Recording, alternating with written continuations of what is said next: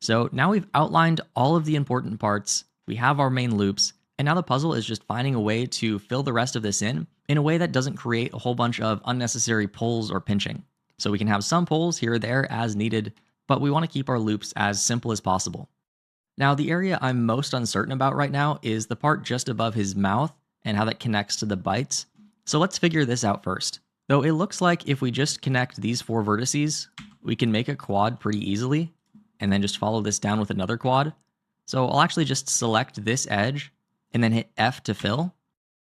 Now I could continue that all the way down, but that's going to create some really big faces, and I don't know if I like that. So I'll hit Control Z and we'll stop at the corner of the mouth over here. Over on this left side, I could connect these two vertices. I could merge them together, but the problem is that if I move one towards where it should be along the edge, then this part, when it's subdivided, is going to be stretched in that direction. And if I move it over here to where it should be for the mouth, then this part is going to be stretched in that direction. So what I want to do is have at least one loop moving in between. So I'll hit Control Z and undo that. And let's just have some small face connecting this part over here, just like so. And then for the section under the mouth, I really like how he looks like he's biting his lip. And I think that's a really cool effect that we could make in 3D. So what I'll do is extrude this middle vertex down and make two triangles here just to create that shape. And of course, that's going to create some pulls and pinching, but this detail itself is a pinch, and so this should work out pretty perfectly. If not, we can always adjust it or add more edge loops as needed, but I think this should work out. If we do try to connect all of these as quads, you'll see that we're one vertex off, and so we can't do that, but we also should probably have some sort of edge loop right along here to break this up so that these quads aren't so stretched all the way down. So what I can do is just add a new edge loop over here on the right. This is another area that's very flexible, and if we need to add or remove edge loops from any one of these bite areas, that's really easy to do and doesn't really mess anything up. So that's a great area of flexibility. So then I can take this bottom set of edges, E to extrude to move that up, and then fill in those sides. To continue that edge loop all the way around. And then if we try to fill this in as quads now, then it does work, but I don't love how big this one is in comparison to the ones next to it. I want to keep things at least somewhat evenly spaced. And then this one over here is also not quite concave, but it's almost there. So that's pretty bad practice. So we need to add some edge loops in somewhere. So I know in order to fill this in as a quad, I need to have some fourth vertex here in the middle. So I'll hit E to extrude from one of the neighboring vertices and define that fourth corner. And then it looks like we should move this over a little bit and add in an extra edge loop. That way we can smooth this out a little bit more. Like so, and then we can kind of match the number of vertices up at the top. Now what I'll try to do, since we're making a loop that takes a turn, I'll try to follow this all the way around and put it in on the other side of the mouth. Whoops. When you snap with the vertices, it'll do whichever one is closest to them when you're hovering over. So if I extrude this down, if it was down here first, it would snap with the wrong one. So we just need to make sure it's above, like so. And then to loop this back in along the mouth, I'll just fill that in as a face. That way that loop goes all the way around. That looks pretty good. But then with this area over here, and I'm realizing this might be kind of hard to see because I'm in wireframe view. So let me switch over to solid so you can actually see what's filled in and what's not. If I try to fill this in as a quad, which that does actually work pretty well, we get this triangle down here. And there are a few different ways that we could try to solve this. We could add another edge loop here and make this a quad, but that gives us a junction that we don't necessarily need. It's not too bad of a solution. I'm going to try to simplify first before complicating by taking this edge loop that's on the side of the triangle and sliding that down. Because we did add that one in as extra because I thought we needed it, but maybe we can get away without it. I'll go ahead and take this triangle then, delete and faces. And now we have the space for two triangles, or AKA a quad. So now, I guess we didn't need that edge loop after all, but it helped us figure it out. So that works out pretty well over there. And then we just need to match everything up over here by the chin. This over here on the right makes a quad pretty easily. Next to it makes a quad. And look at that, we also have one more quad. Okay, so that worked out pretty darn well. We can kind of move these vertices around a little bit just to make some smoother shapes, make things a little bit less pinched. But we're also going to potentially be moving these outside vertices around a bit as a last step. So I wouldn't get too caught up in smoothing things out because we'll definitely want to do that all at the end. So it's okay to mess things up a little bit now and make things a little bit skewed and weird looking. We can definitely fix that all at the end. For now, let's figure out how we want this middle area to connect.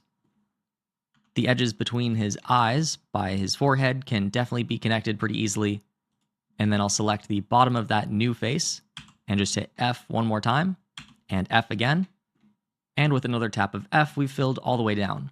Now, by this point, the face at the bottom is getting pretty big, and so we probably want to split that up somehow. Whether that's with a junction, though, or with an edge loop that runs all the way up, we still need to figure out. If I do run a single edge loop all the way up, though, it looks like this matches up pretty well with the top of the mouth. So then we can make a new quad, just like so. This can continue on and make another quad, and then I'll just keep hitting F until we get to the corner of the mouth.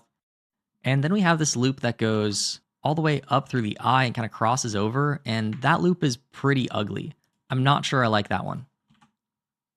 So to stop that loop, I'll go ahead and delete this face, and we'll see if we can continue this loop up and around instead. We can try to make it connect. I'm not sure if that'll actually work, but we can give it a go. Now, if you want to see if this is even possible, what you can do is make a really ugly fill, just hit F between these two, and create a horrible quad. But you can see that does complete the loop, and then we can hit Control R and add a new loop cut, just like so, and then snap one side of that to the side over there. So again, we're defining the important parts first by doing a fill, and then fixing it later. But even though that completes the loop, it makes this topology really ugly, and so I actually think that's worse. So I'll Control Z and undo that, and instead let's just continue this fill up and around. It'll give us that one ugly loop, but at least the topology over here will be less pinched, and I think that's more important. Now, if I keep hitting F, this is going to be pretty twisted, and it looks like we need at least one more loop over on the side.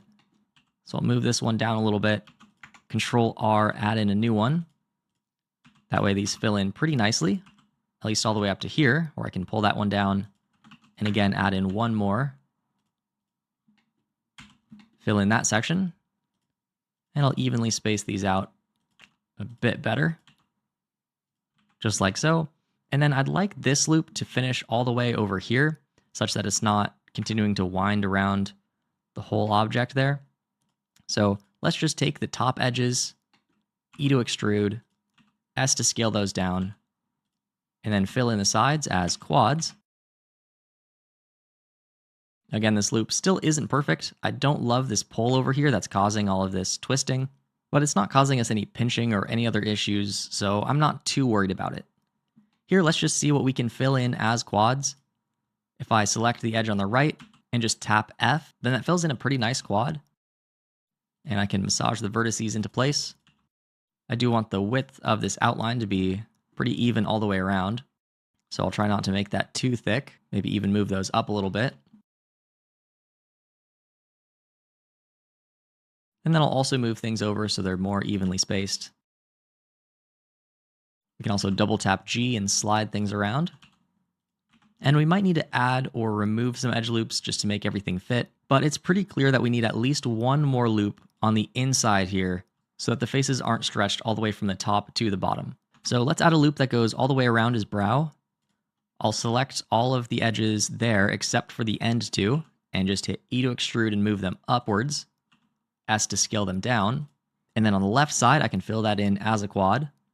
But then on the right, instead of filling this whole thing in as a quad, what I can do is E to extrude, hold down Control, and just make a new pull that redirects the loop upwards. So we now have a loop that kind of defines the brow, and that works out pretty well. And then down here we have a lot of vertices that are all really tight next to each other, and we need to spread them out a little bit. So we can use our 3-to-1 junction to transition from these 3 loops in the middle to just one going up towards the top. So I'll make a inverted triangle shape and then E to extrude to make the rest of the diamond. Select those 4 and hit F to fill. So now we've made a 3 to 1 junction up here. And I'm not sure which one I want to connect this with up at the top, so we'll leave that for now. But I'll try to fill in this right area as a big quad, just like so. And then I could fill this in as a quad if I connected that all the way up. And that seems pretty extreme, but we'll see if we can get away with it. Because I can always spread these out on the sides like so. And maybe we can actually make that work. So we'll give it a try. If that doesn't work, then we can always try something else later. Then over here, we just have 2 more quads that we can fill, and that works out okay.